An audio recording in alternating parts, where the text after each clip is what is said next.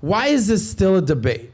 Should men and women continue to play this game that they can't be friends? What are your thoughts? All right, so the question you asked is a binary question. Can they be friends, yes or no, right? But the answer is statistical. The answer is actually in a normal distribution. What I mean by that is you and I have enough options in our life to where we can be friends with women. When I did 6 months overseas when I was in the Air Force, the day I came back, I tell you, that day I could not have been friends with women. Do you understand? Yeah. So it's you not... needed to be not friends with correct. them. You know what I'm saying? It's one of these situations where you need a certain level of abundance. So Rollo and I go over this all the time and we discuss it. Most men cannot be friends with the women I'm friends with the playmates and the FHM models and whatever. And what I've said before, this is also very confusing to a lot of pickup or red pill guys, is 85% of the women I date are girls that I'm friends with. And they're like, oh, no, but they are the same. There was a song, Can We Fucking Still Be Friends? Yes, the answer is yes. There's really no difference. There's another thing that I think a lot of people are confused by, and this is this idea. Women often don't like someone and sleep with them. Whether or not she likes you and whether or not she sleeps with you have nothing to do with each other. Women often very much adore a man that she will not sleep with. Women very often do not like a guy that she does sleep with. Those things have nothing to do with each other. So what we've gotten is this point where if we're friends, then we're not sleeping together, and that isn't the case. So that's the part that's kind of confusing. For most men, what happens though, if any one of these ladies, if they tried to be friends with them, all of a sudden they'd start catching feelings. The guys would, because they have scarcity in their life. Most men have scarcity. As I sent you those scarcity mindset. I sent you those clips before. 33% of men between the ages of 18 and 30 have zero sexual partners, and women find 80% of men on dating apps to be unattractive. Mm-hmm. So most men have no abundance. With no abundance, if you try to be friends with these ladies, you would become like, oh, you'd start having feelings. And then what would happen is you're starting to use your friendship to sort of manipulate your way into being like the backup guy that maybe she has sex with after she breaks up with someone. The girl that I'm seeing now, when she started seeing me and she started telling her guy friends that she was seeing me, that they all of a sudden started giving her proclamations of love and started saying how angry they were because they were waiting for their turn. They were not genuinely friends with her, right? She's very young. She did not understand that. And so that's the issue that happens. Correct. Rollo and I agree. Most men cannot do what I do, where I go to the Playboy Mansion, I know 100 girls, and I might have dated 8 of them, right? But that's the thing. When Fosh and I were in Jamaica, there were 150 girls there.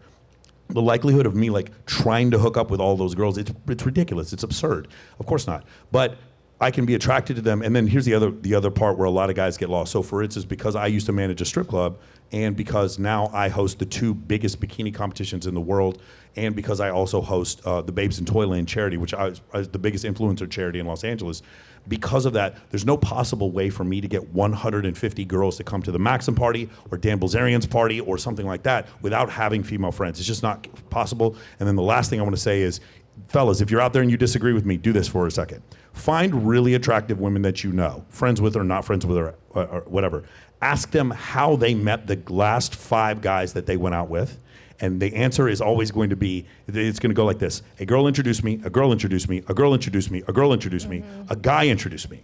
Those will be the 5 answers. It's never going to be daytime, day game, cold approach at the fucking mall. You will never hear that from the most attractive women. You will never fucking hear that answer, right? It might be slide in the DMs or whatever, but for the most part, it's for most of the really attractive women I know, they met the guys that they dated and they were connected in some way by another one of their female friends. So that's the other thing. And then also, I forgot to mention this, pre-selection. It's probably the most powerful thing that you can do as a man to be attractive without using money.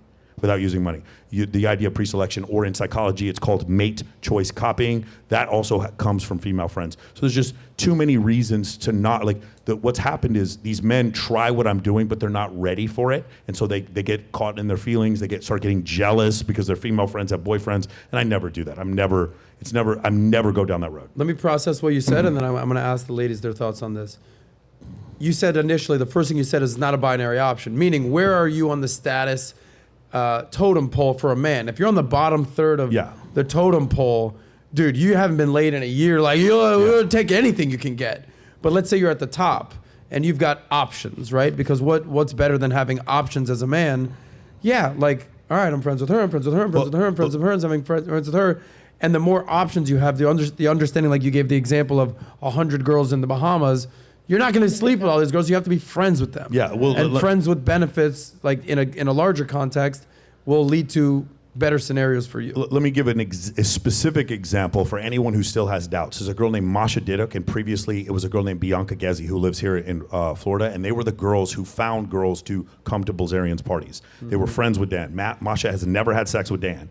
At Bilzerian, never had sex with Dan Bilzerian, and finds girls for Dan. This is what my female friends are the best wingmen I've ever met in my entire life. Yeah. If they see you as a high status man, women enjoy playing Cupid. They enjoy hooking their friends up with other friends. True. Why not use that evolutionary adaptation to your benefit? Like when you really go down this path, it becomes so moronic, the idea that men and women can't be friends. When you come to the understanding, it's like putting a block of heroin in front of us. We're not heroin addicts, but if you put it in front of an heroin addict, they're going to go crazy. Well, if we have enough abundance, we're not going to jump at everything we see. Most men don't have that. If you go to Fayetteville, North Carolina, where I think Fort Bragg is out there or whatever, it's like 15 guys to every one girl. There's no being friends with women out there, right? That's a different scenario. But if you are a guy who manages, I'm sure you've owned some nightclubs, right? It's like you say you have 40 cocktail servers that work for you. What are you going to do? No. Like, wouldn't it be better Abundance. Wouldn't it be better to have one of those cocktail servers kind of put the other ones in line for you, like kind of be one of your like NCOs in your army? That's the way I look at it. They're teammates.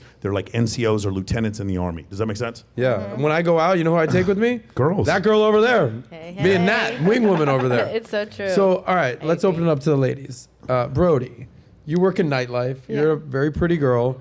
What are you when you're hearing Michael say all this? Like, are things going off in your head? Like, is Totally. anything resonating? Do you agree, or you're like, no, I actually do have friends?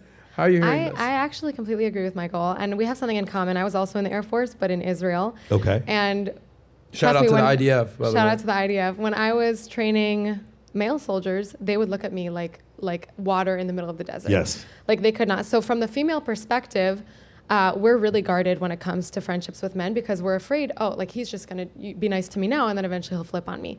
But that all changed for me when I moved to Miami. And I met tons of high value men who offered me friendship before anything else. And there's really nothing more attractive than someone who's like, don't worry, like there's no pressure here. You don't have to sleep with me.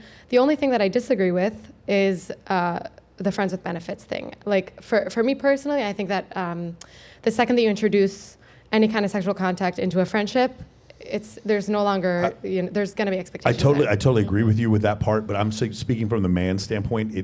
Men can be friends with benefits without getting caught up if they have. So some of those guys you were talking about, they're probably some of them are extremely wealthy or may have gone on dates with 4 or 7 women the same week. So when they say, yeah, do whatever you want. I legitimately had a girl ask me to go home with her one night, and I was leaving with these other 2 girls for a threesome, and I was like, I looked at her and I was like, you're having a great time. You should stay here because it was one of these like you're I awesome. gotta go threesome to go 10. You're awesome. I'll be right back. You're awesome. You're not awesome enough for me to turn down this threesome, so I left. So like it is like that legitimate level of abundance. Of course, I was like, dude, let's just be friends right now. This is not the right time.